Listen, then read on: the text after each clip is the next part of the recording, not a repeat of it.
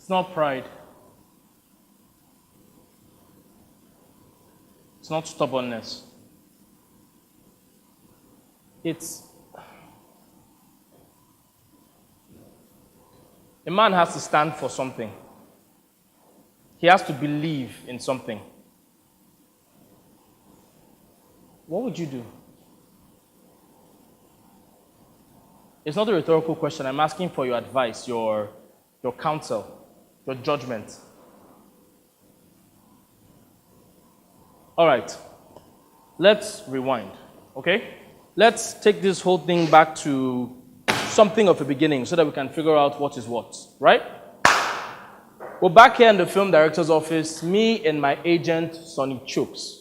Now, Sonny has just told me that he had landed the biggest job of my career. I've asked him what the script is about, but he has refused to say anything about it. Instead, he suggests that we come to the film director's office on time. So, we're here in the film director's office. We've been waiting for 2 hours, while I grow impatient by the second. Sonny, what is this film about? Sonny's over here in the corner, admiring posters of celebrities and movies, secretly wishing he was up there as one of them. Of course, Sonny's always in swagger mode, so he turns around. Watch I say? One day, look, it is a great role. If one character I know you are definitely gonna ace. And one day, if they sign some of these celebrities that they're targeting, you are gonna be working along some A-list actors. Yes, but what is its heart, its soul? What drives it? One day it is a job. A step up in your career, money in the bank, that is drive enough. Sonny is always on about business. He believes that I am all about the arts. As if I don't have bills to pay. One day, this is a strictly money-making business thing. I know that you are a fine actor, far better than a lot of all these jokers in the game. But one day, this is more than talent and art. It is about profit and what we're gonna do to make that profit. Look, I understand Sonny. He has given a lot of himself into this chase. But so have I. And I believe that no matter what we have sacrificed, we must remain responsible for how the ripples of our dreams affect every other individual swimming in these waters of life. We have to be, right? Sonny hates hearing me talk like that. Every time I try to say things like that, nah, we are that thing there. You are just a helpless romantic, eh? Because they ain't got nothing on you. And you are just a businessman. Exactly, eh? One day, look, eh? Check and waggy. Roles for people like us do not come very often in this industry. We are little black fish in big white waters. But you see, Puppet Master I pulled a bit here string and I landed you this role. Let us just say the producer sort of owes me a favor. Eh? One day. Do not screw this thing sideways. I know sometimes we have to play as prescribed by Mr. Goldsmith and Stoop. So, Sonny, thank you. I really appreciate this. One day, why are you thanking me? Eh? I'm your agent. That's my job. Come on. No. The funniest thing happened right here. Right in the middle of my heartfelt thank you, this white secretary walked in with a couple of boxes and dropped them over here. Right in the middle of my heartfelt thank you. Chukudi, I really appreciate. Sonny flipped. Victor. Easy on the third name calling, eh? Don't call me that. How you doing? Chukudi, is there anything? I said, don't call me that. We waited for the secretary to leave and then Sonny explained himself. One day, these white people, they find our names difficult to pronounce. And some of them don't like that. They put their tongue in a twist. That is why I use the name Sonny. Eh? Hey, Sonny! Yo, Sonny Chuks! You see, it is simple and sleek. But if you cannot fight the nostalgia, then just keep it short. Call me Chuks. Chuks. That's my name. Sonny Chuks. Hey, one day. Are you ashamed of your name? I am not ashamed of anything. It is a business name. But you know, we would have gotten into another argument here, if not for the film director walking in at this point to interrupt us. A white guy, Larry Singer. Sonny introduced us. Hey, Mr. Larry. Hey, how you doing? I'm fine. I can't complain. How are you? Larry, This year is the young prodigy I've been drenching your ears in praise about. This year is Victor Chimezie. Victor, this year is Mr. Larry Singer, soon to be award-winning Hollywood filmmaker. Mr. Singer, it's a pleasure to make your acquaintance. Same here, Chimezie, but please, just call me Larry, okay? All right, it's Chimezie. What? You see, he didn't understand that I was actually correcting him on how to pronounce my name. It's Chimezie, not Chimezie. Oh, all right. Chimezie? No. Chimezie. Syllables. All right. Sonny jumped in. Why don't you just call him Victor, eh? Victor, that's much safer. It's a pleasure to make your acquaintance as well, Victor. All right, Larry, Victor, I know y'all got some business to get down to. So I'ma just be stepping and let y'all get down to it. Proceed. With that, Sonny left, leaving me and Larry with time on our hands to get to know each other. Now, Larry's a funny guy. He's a white guy directing a film about Africans, who is very aware of the fact that he's a white guy directing a film about Africans, all the while ignoring the fact that he's a white guy directing a film about Africans. Don't worry, you'll figure it out. We actually got off on the right foot. So, Sonny speaks very highly of you, as every trader does his goods. Every trader, I like that. That's fantastic. So tell me, are you and Sonny related? Cousins, in-laws? We're both from the same place. We're both Igbo. Igbo? That's a tribe in Nigeria? No, it's an ethnic group. Oh. So tell me, how long have you been here in the States? Could you help me with one of these boxes? Yes, I've been here for in and about 5 years, but for the last 3 I've been very stable here. I do a lot of work in theater, but I haven't done a lot of work on film. Yeah, Sonny mentioned something of the sorts. Yes, I work with this group called the Lantern Players. We do a lot of international productions. As a matter of fact, we just finished work on this play called Death and the King's Horseman. It's by a Nigerian playwright called Wole Soyinka. Yeah! I was shocked that he knew the play, but he didn't just know the play. I love that play. Really? Yeah. Why are you so surprised? It's just I have not met a lot of people who are familiar with Nigerian literature, Mr. Larry. Well, I'll have you know that I actually started out in the theater. I directed that very play once. So tell me, who do you play? I played Elishioba. The horseman himself? That's very impressive. Look, my favorite thing is the fifth. You know, the scene where the horseman's been captured, his hands bound in chains, and he's been thrown into a cell, while within himself he battles his own implosion. And he says to the district officer, Pilkins, he says, the peace of the world. No, that's not it. I know these lines. Look, I know the lines, I promise you. The truth was, I knew the lines, and I couldn't help but put on the show. The night is not at peace, O ghostly one. The world knows no peace. You have shattered the peace of the world forever. There is no sleep in the world tonight. I knew I was overdoing it. But Larry liked it, and he offered me coffee. We got talking about, other things in theater, and then I decided to use the opportunity to ask him about the script. So, Larry, tell me, this script, what is it about? Well, on the surface, it's about a freelance American journalist who finds himself in the middle of war-torn Nigeria, pursuing what may or may not be a ghost story. It's a work in progress. War-torn Nigeria? Yeah, it's called Black Blood.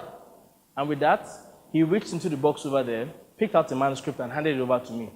Right there on the front, in block letters, Black Blood.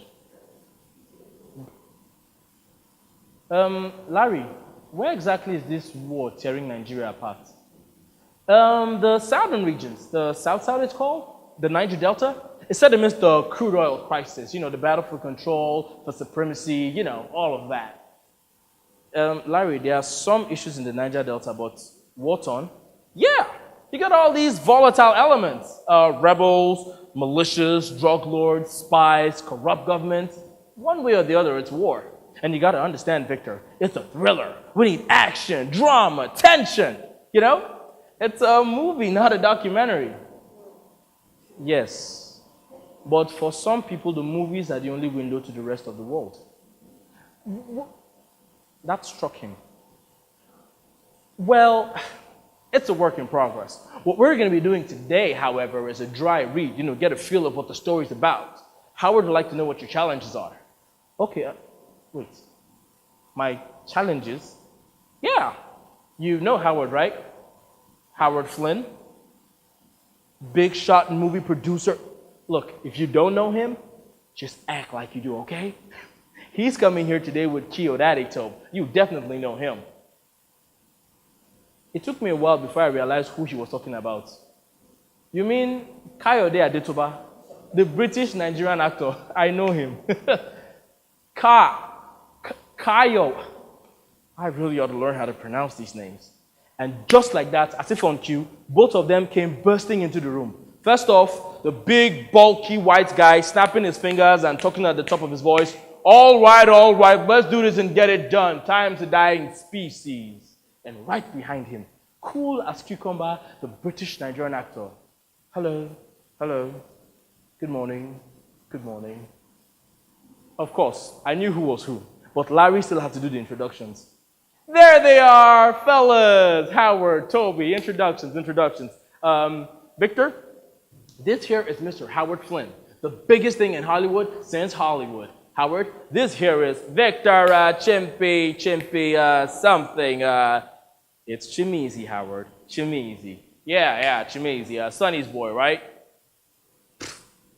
I was more interested in meeting Mr. Kayode in the flesh. So I walked over to him and introduced myself and let him know that I was familiar with all of his works. His response? Yes, Chimezie. You're Nigerian. Northern parts? Western parts? His geography needed a bit of brushing up. I'm from the east. Some random bloke off the street looking to put some pennies in his scruffy pockets. That's what we're here to find out. You see, things moved very quickly at this point. It's as if Howard being in the room had changed the very density of the air we were breathing. Larry came over here, set up a camera, demarcated the playing area, handed Kayode and I scripts, and then the rehearsal was set. The audition to determine what my challenges were, as Larry puts it. Fellas, so what we're going to be doing today is a dry read. Victor, Toby, both of you are going to be playing the two main Africans in the story. So it's very important that we start to build a rhythm. We're a bit behind on schedule, but we got to be fast. We got to be fast, but we got to be efficient. So Larry, let them read. That's what's important right now. All right, Howard. Toby, you're going to be reading the part of General Baba Mbaratula, the leader of a rebel militia. Victor, you're Tiger, a lieutenant in Mbaratula's full army. Wait. Baba Mbaratula. Where is this character from in the Niger Delta? I mean, which state? Is that important? Yes, I want to know what accent to use. Accent? Just talk African. Mr. Howard, with all due respect, the nuances of tongues differ depending on tongue it any way you like. Larry, let's get the show on the road. Let's go. Larry went on to narrate the scene that I and Kayode were going to enact. I should have known at this point why Sonny didn't tell me anything about the script. The scene was set, as Larry puts it, deep in the rural jungles of the Niger Delta. Midnight. The sounds of cricket and frog blend into the background with the singing and drummings of the villagers. Inside Mbaratula's tent, we see him relaxing with a couple of villagers, with a couple of women, and some of his soldiers. Tiger barges in. I had only skimmed through a couple of pages before I realized that this script was exactly what I had feared. Still, I was here, so I decided to give it a chance. So I assumed the role of Tiger, and I played along. My general, sir, may I speak with you? Kayode, sitting there, in his best impression of an African warlord, opened his mouth. And what in the name of Mama Africa came out? Of course you can, Lieutenant. My doors and ears are always open to my people. That is supposed to be a Nigerian accent. This. May I speak with you in private, my general? General Baba Mbaratula hides nothing from his people. We are all brothers here, yes? Why can't what you have to say be said in front of us all? My general, some matters are first born by the head first before the rest of the body. Tiger, as always, your tongue is as sharp as my machete. All right, boys, clear the room. Let me and the general have a private chat. All right, Tiger, you may speak. My general, the last mission on which we sent our boys, the way they died, a tragedy. To lose so many good men like that to an ambush, they must be avenged. My general, that's the problem.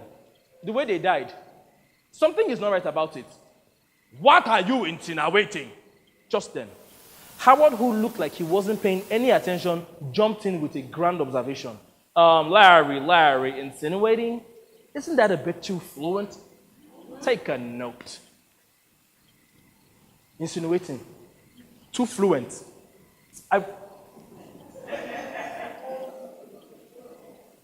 Kayode, let's see what we can do with that. What are you suggesting? No, suggesting. Suggesting? I said, what are you suggesting? My general, the only way the army would have found out about our boys and ambushed them is if, my general, we have a spy among us. Abomination! That will not be the first time, my general. Our ranks have been infiltrated before in the past. That was in the past. That was before my reign. A traitor among my men, a rat in my kitchen. Tiger, do you think General Baba Mbaratula so weak that he cannot command royalties from among his ranks? Do you speak such an insult in my face? Do you speak such an insult in my face? At this point, I was already flipping through the script to find out where this dribble was going, so much so that I had actually zoned out. You had to take out, they're yelling at me to bring me back. I said, do you speak? Oi, come on, man, don't drop the lines. We got a singer in here, come on, man. Victor, is there a problem with your script? It's not that there's a problem. I just feel that this dump the politeness, Chimezie, spit it out. Okay. The name, Baba Mbaratula. It's not from anywhere in Nigeria. Sounds Nigerian enough to me. Well, the Niger Delta is made up of what? 9 states. Within them, so many ethnic groups, so many cultures. It's too broad to be vague about. Vague? Look, I know Africa is a big country, but it's not like Russia. Look, Mr. Howard, all I am saying is, if these men are supposed to be Nigerians, they might as well be Nigerians. A little basics will help us. You know, help with our characterization, help Mr. Kayode with his accent, help. Kayode did not like being included in this my critical hot take. Oi. Don't say us, mate. You're the one complaining. And what do you mean help me with my accent? Mr. Kayode, that is not a Nigerian accent. I beg your pardon. Look, Howard, there's absolutely nothing wrong with my accent. Who the hell does this bloke think he is anyways? The chick of the chap. Look, all right, Toby, down, Toby. Look, I know I shouldn't have said anything, but I felt that since I was Nigerian, I might, yes, you know, but Larry, sensing the tension, decided to jump in to quell the tensions. Victor, why don't you just read, okay? Like I said, I get where you're coming from, but it's a work in progress, okay? Let's just read. Howard took a different stance to this. Mr. Chimezie, tell me something. Are you the director of this movie? No. Are you the producer, maybe? No. Are you here as a scriptwriter? No. Exactly. You're here as an actor, and that is the confinement of your function. To enact the character you are given as you are given. In this country, we like to do things orderly. If you don't like that, that over there is called a door. You can walk out of it. Everyone stick to the job they've been hired to do. I make movies to make money, not promote foreign relations. Excuse me. Hello? You called me. Oh, Larry, I gotta take this outside. Walk with me. Oh, hello there. Oh, it's fantastic hearing from you. Oh, yes, it is. Howard and Larry left the room, leaving me with a fuming Mr. Coyote. Now, I felt at this point the best thing to do was start afresh, apologize. That was awkward. Mr. Coyote, look, he didn't even let the words leave my mouth before he came flying at me. Now, you listen here, you impudent imp. I don't know who you know or how you got to be here, but if you ever again besmirch my skills as an actor, I will see to it that you are kicked so far back. The only acting you'll be doing is dancing around fireplaces, yelling voodoo chants with your ancestors. Mr. Coyote, I didn't mean to offend you. That was not my intention. I thought I was stating the obvious. I thought you of all people would understand because of your background. What do you mean, my background? Your parents, they are Nigerians, immigrants. So is that how your mother talks?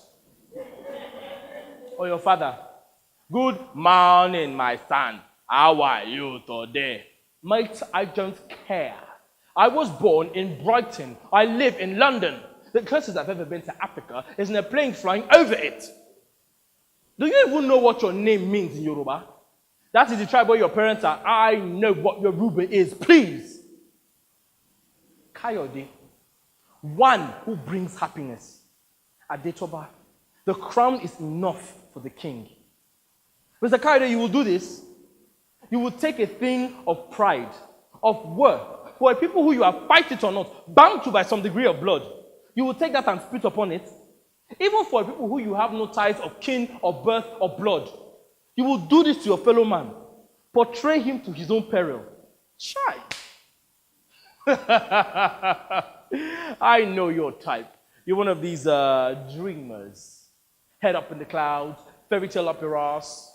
No matter what, I'll hold honor up high. Hashtag me too. Please. You do not know me, Mr. Coyote. I do, mate, I do. If your will is weak, mine is unwavering. The kind that actually provokes change. You do not know me, Mr. Coyote. You lack the vision to conceive my kind. See, more than anger, I felt pity for this boy.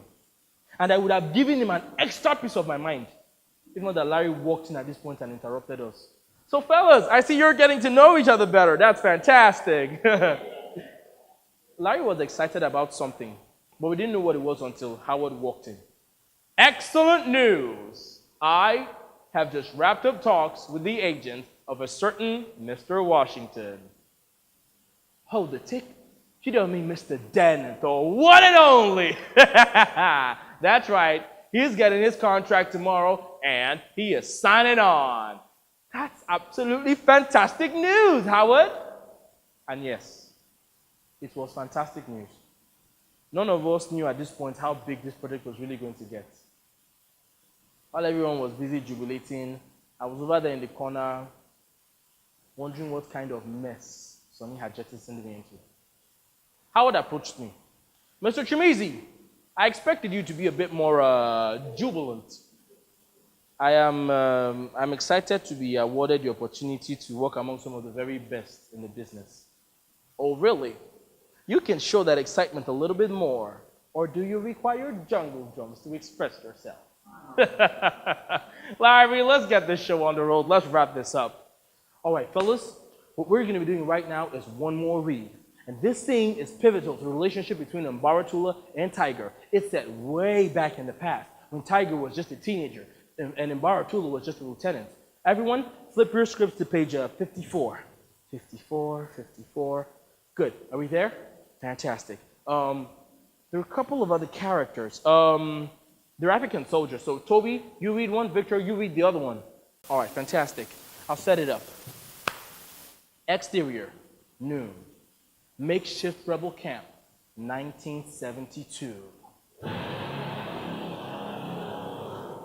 The truck zooms in and parks in front of the makeshift rebel camp, raising up a thick African dust. The driver jumps out, heads over to the back, and flings open the covers. Inside, we see about a dozen young boys. Some teenagers, others young boys, all sweaty and terrified. Cut. Next scene. Interior, makeshift rebel camp. The boys from the truck are made to stand in a line, and one by one they're handed guns. Then, a number of women and children bound and gagged are placed in front of the armed boys. Wait. I couldn't believe what I was reading. I didn't even know when I brought it out. I'm sorry. Are these boys supposed to be child soldiers? Yes. Is there a problem? Victor, let's just read, okay? No, Larry. If he has an objection, then let him speak. It's not that I wanted to object, but my people, child soldiers in... Is there a problem? Chimezie, is there a problem? No, there is not. Larry, number of women and children bound and gagged. All right. A soldier marches up to the boys. Coyote, it is simple. Either you shoot or you will be shot. The terrified boys all raise their guns at their targets, hands trembling as they do. All except young Tiger. The order is given. Fire! A savage barrage of gunshot is unleashed. The victims cry out in agony as they're being massacred. Cut. We resume back to the same scene. Guns freshly smoking. The gates swing open, and Mbaratula strides into the compound. He observes the scene, and to another soldier he says, "So these are the new recruits, eh? Animals, brats. Have any of them given you any problems?" No problem, sir. But that one, Howard cut me off. Chimezie, read the lines properly. Sorry. What do you mean by properly? Like Toby. Read the lines like Toby. But the last character I read, I didn't use that tone of voice or that accent. Yeah, that was a different character. Read this one like Toby.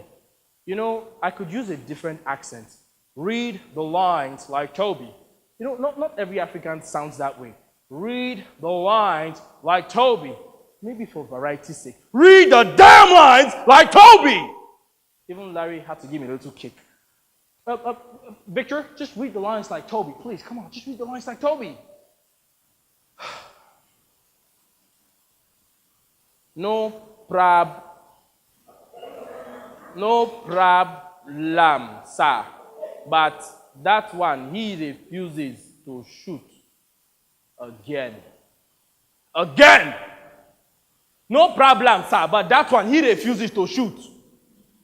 Good boy. Coyote was enjoying seeing Howard rub my face in the mud. Bring him to me. I came and knelt down in front of Mbaratula. Young boy, what is your name? Tiger, sir. My name is Tiger, sir. Sir, please. My mother, I'm my only child. Please, sir, let me go. I will not tell anybody about your camp. I swear to God that made me, sir. I will not tell anybody. Please, sir, just let me go. My mother, please, sir. Shut up, you weakling. You should be licking my boots in gratitude. We are giving you the opportunity to become a real man. Please, sir. Please, sir. I've not killed anybody before. I cannot kill. Oh, you cannot kill, eh? Then I shall teach you. Bring out that priest. Howard came and knelt right beside me, playing the role of the priest. Who really knew that he was into this acting thing? Young boy, you are African, and you will learn today that there is a beastliness inside of your blood. And I, Mbaratula, shall unleash it. Bring me one of those brats. Coyote took one of the chairs, pretending it was a boy, placed it there, placed his leg on the chair, and looked at us. Let us play a little game. The rules are simple. If by the count of 3, you have not placed a bullet in the skull of our righteous priest, then I shall blow open the skull of this young brat. 1. This was Howard's Oscar award-winning moment. Ye shall be punished for this, ye animal. Ye shall burn in the very fiery pits of hell itself. Oh, but Father, this is Africa. We are already in hell. Listen to me, child. You've got to do this. Sacrifice me. It's the only way you can stop the savage of a man. Do it. Take me before it's too late. Do it.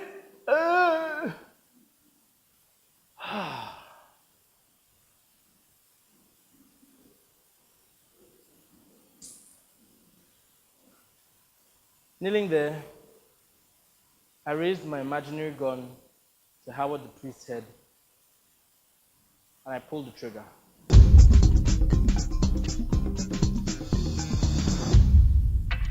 we go? Good. Teaser trailer for the upcoming Larry Singer movie titled Black Blood. Action!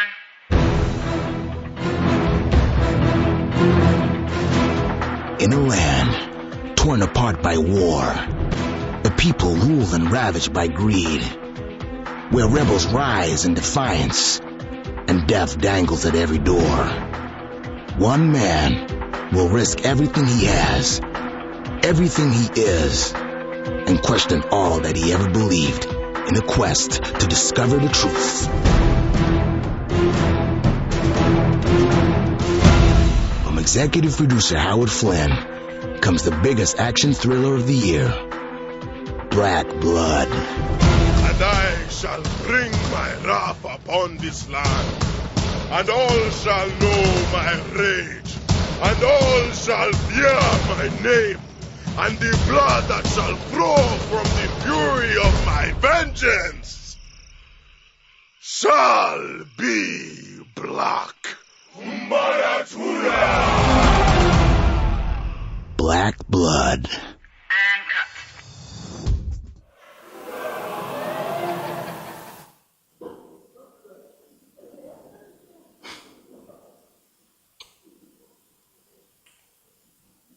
As time went by, we started making the film. I should have quit this job at the beginning. But of course, Sonny, one day, let me tell you something. Look, I spoke to Howard. Howard is my guy. All that thing that you say you don't like inside the script, I told him, Howard, my talent don't like this thing, you're gonna take it out. Howard assured me he's gonna take it out. Of course, we're not gonna take anything out. But the truth is, it wasn't just Sonny. It was also me. I needed the money. Look, don't look at me like that. You've all heard the story before. Struggling actor gets an opportunity, grabs what he can. I mean, what is the price of a soul? It's its own survival. What is a living body when the soul is dead? I decided that I was going to quit the job anyway. See, Larry had told me something accidentally. At least I think it's accidental. But I know that if there was some truth to the things he had told me, then I know that my quitting this job will raise up a storm that I'd rather not face. But I couldn't face myself. This film was killing my soul. I went up to Howard and I told him that I quit. The look on Howard's face, you would think I'd insulted him. If you see the fight that broke out, I was over here in my dressing room. Me, Howard, Larry, Kayode. I was over there trying to pack my bag. They had to call Sonny to come and settle things. Sonny walked into a storm. Howard was over here gunning for my head. I'll rip your damn heads off with my bare hands, Chimezie. Right behind him, Kayode was egging him on. That's exactly what you need to do, Howard. I'll hold him down for you myself. Only Larry was there stopping Howard from committing murder in the first. Look, Toby, Howard, Victor, fellas, please, everyone just calm down. Sonny walked into a storm with his jaw sweeping the floor. Brothers, what is going on here? Who slapped whose mama? Sonny, you better get your boy in order. Because if his antics set this production back even one bit, I am holding you responsible. Look, I don't want any problems. I will just pack my things and go. Go where? And why are you packing a bag? Because I quit. if you hear the way Sonny screamed, what? You do? One day. You don't quit, Chimezie. You're fired. Come on, Howard. He's not fired. Look, Victor. Sonny, you told me that your boy was going to fall in line. This man, I have told him 1,000 times, stop calling me your boy. I am not a boy. One day, bring your voice down. Bring your voice down now. You think yourself a man. Toby, that's enough, okay? Enough! Look, Howard, for the love of God, put down that hammer. Victor, Sonny, help me keep Victor calm. When I don't even know what the Christ is here, Jesus Christ! Larry broke the news. Mr. Washington is dropping out of the movie. What? That's right. Our biggest star, my one box office hit, is dropping out of the damn project. Yes, Howard, none of that is bad. What has that got to do with my client?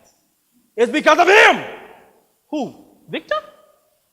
Mr. Washington says he's not playing the part if Victor's not playing Tiger. What? It's awfully unprofessional if you ask me. I don't care. I need my star actor. I don't know what mumbo jumbo juju hex of a spell he's got that man's head filled with. Of course, the African must know black magic. Did you tell him, Larry? Tell who what, Howard? Did you tell Chimezie that Mr. Washington said, oh, come on, Howard. Well, someone must have told him something. He didn't just coincidentally decide to quit. Something must have made him feel like he was worth a pair of shoes. Can you imagine? You're stinking ingrate, Chimezie. Look at you.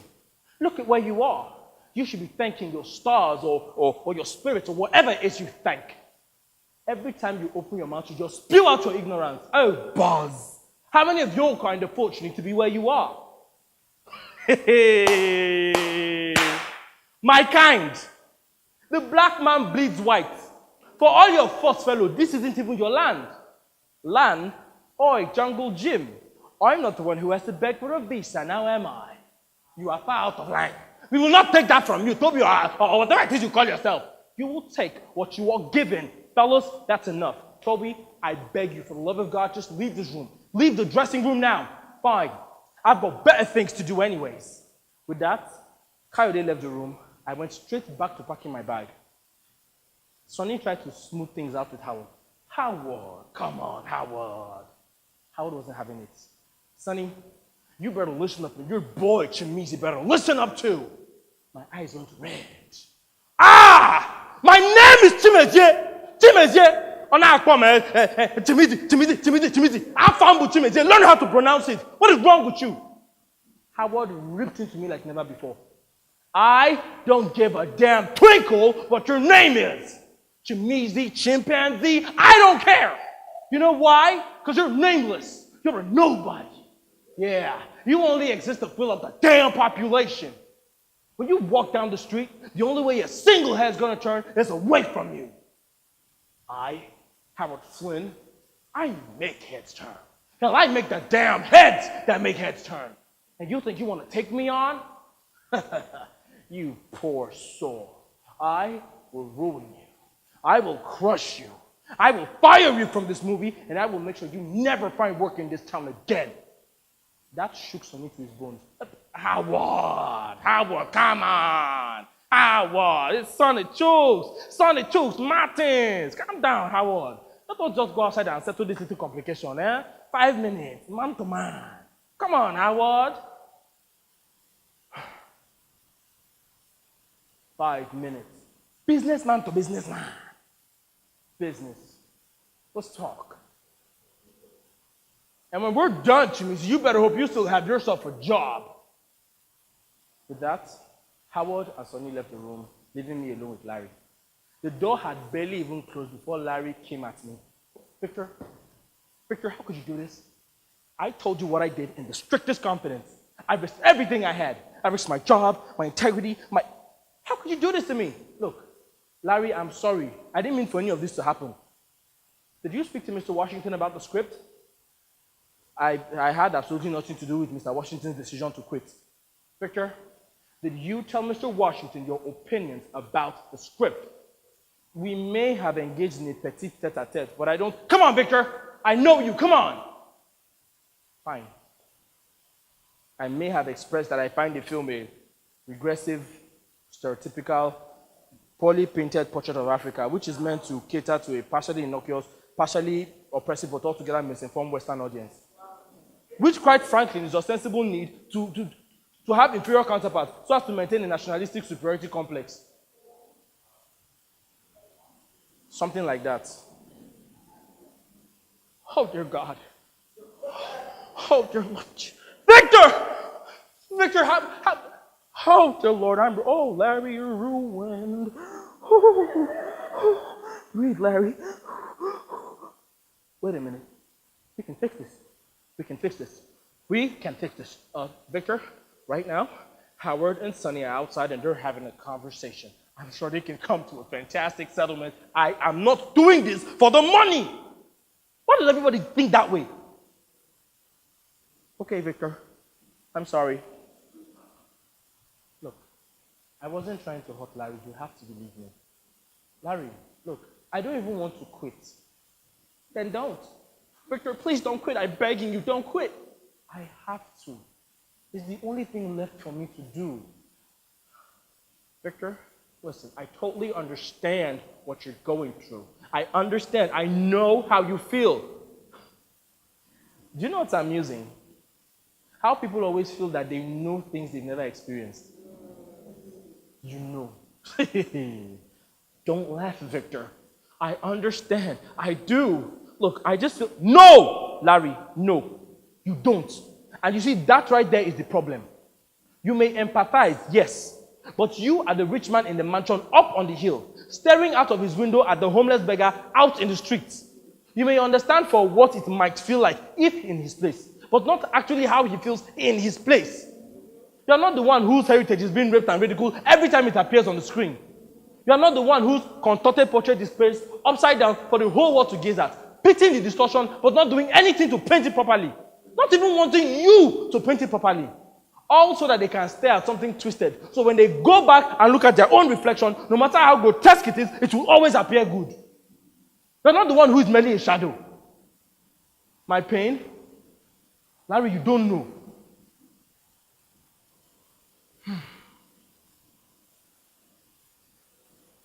Okay, Victor. Okay. So, what are you going to do now? Something somewhere will turn up. Well, for what it's worth, it really was a pleasure getting to know you, Mr. Chimezie. Larry, you just pronounced my name correctly. What can I say? I've been practicing. Goodbye, Victor. In another time, probably on another project, I and Larry would have made some really great work. Goodbye, Larry. Sonny came swaggering into the room. All right. I see everything is going calm and nice here. Fantastic. Everybody calm, okay? Okay. Larry left the room. But one look at Sonny and I knew he had done something. He had that mischievous glint in his eyes. Sonny, what have you done? Business. Sonny Chuks have handled business. Look, I not only got you your job back, but I also got you a raise. Gonna bump your salary up by 20%. What? That's right. And that's not even all. I also got you a sweet spot there on the poster. Your face is going to be right next there to the staff where it belongs. Go ahead. Tell me you don't love me, baby. Sonny, did you hear any of the things I've been saying? Did you hear what I just said? I had you. I'm not the film. I will not do the film. Superhero, I will not do the film. I also had my wife when she said that she doesn't want kids. But here we are with 3 children and a 4th baby on the way. I was done with Sonny and his bags of tricks. I went straight back to packing my bag. But of course, Sonny, Victor, see, There's one thing I've been wanting to talk to you about since. You see, this is your angle that you're working on, Mr. Washington. I really like it. What we're going to do is, when the film will come out, we're going to ride the publicity and chungum his body. You understand? We'll ride the publicity. It's going to be bunkhorns. Do wonders for your Instagram. Victor. Chimezie, listen to me when I'm talking to you now. Victor, stop packing that bag. Victor. Chimezie, you will listen to me when I'm talking to you. I say, stop packing this damn bag. Leave this bag alone. Look, Sonny, leave my bag alone. Sonny, leave this bag alone. I will not leave this bag. You will listen to me when I'm talking to you. So, you know what? Fine. I was done with this film. And I let Sonny know that there was nothing he can do to make me do the film. Sonny pissed. Let me have it. Damn you, Victor. Damn your mother. Damn your father. Who else is inside of your family?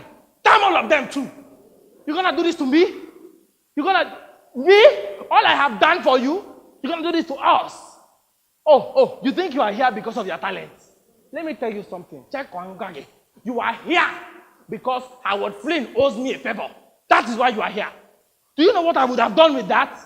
Sonny, I promise you that on my life, every dime you have spent, I will pay you back. I don't want that. This is what I want. Right here, right now, this is what I want. Sonny, are you even listening to yourself?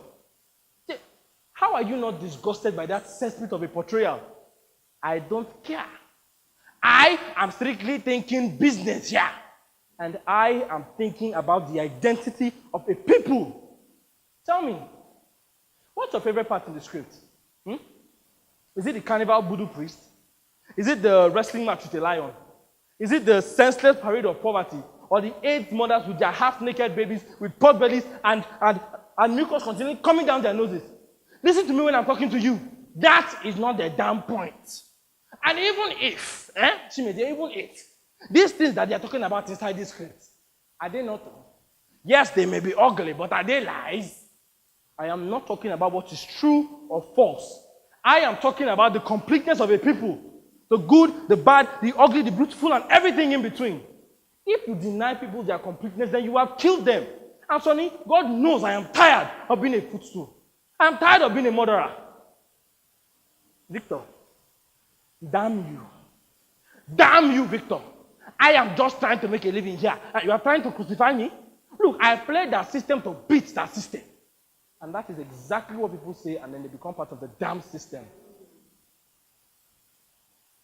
Hey! Victor Chimezie!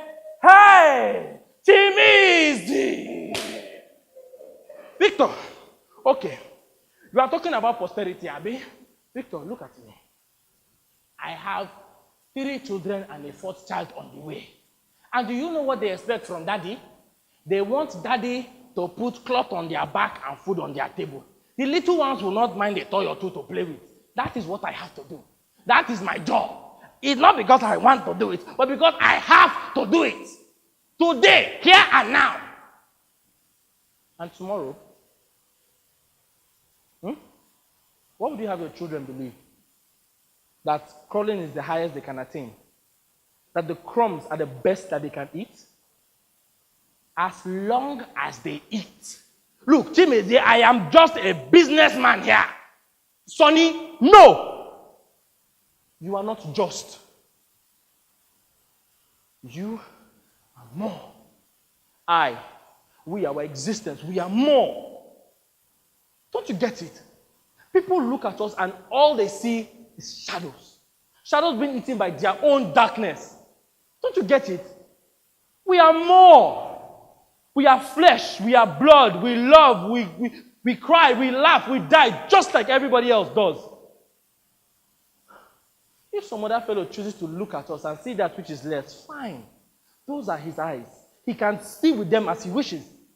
But if you and I refuse to fight, with every moving muscle, with every heartbeat of conviction from hearts being devoured by those damn shadows, then one day, the outlines of our silhouettes, those trivial tracings that remind us that somewhere inside those shadows are flesh and blood and the people erupting with passion. Sonny, those lines will fade. And then, it won't even be mere shadows. It will be nothing. You hear me? Nothing. The tortoise must carry his own shell.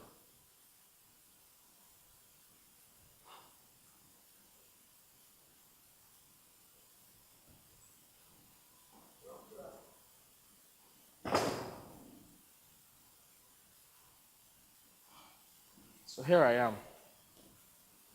Bags packed. Once I walk out that door, it's over. I've never done this before. I've never quit a job before. This feels strange to me, but I know it's the only thing left to do. I can't continue lying to myself and telling myself that it's just another movie. It's not. A man must stand for something. He must believe in something. We cannot continue bringing the rope to our own gallows.